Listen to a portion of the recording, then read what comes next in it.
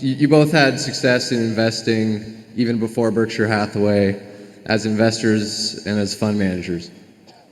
While it's well known you closely followed Graham's teachings, others like Walter Schloss and his son also had success with similar teachings yet different strategies. What would you cite as the most important reason for your early success with small amounts of capital?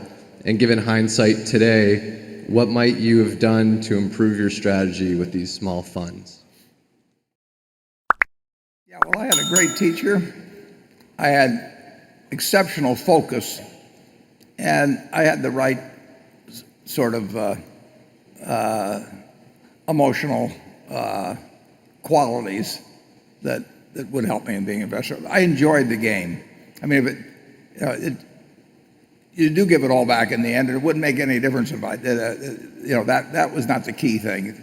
The game was enormously fun, and I think Gene McCarthy said about football one time, that it's just about,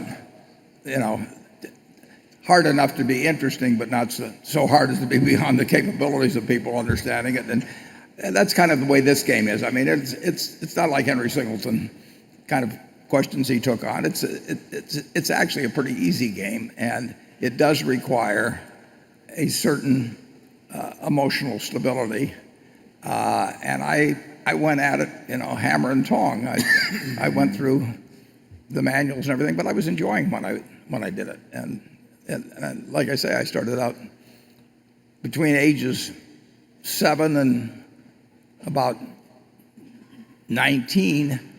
I had that same enthusiasm, but I didn't really have any guiding principle. And then I ran into The Intelligent Investor and Ben Graham, and then at that point I was able to take all this energy and everything, enthusiasm for it, and now I had a philosophy that made a lot of sense, total sense, and I found that I could employ, and so the game became even more fun. But it wasn't really more complicated than that. Charlie?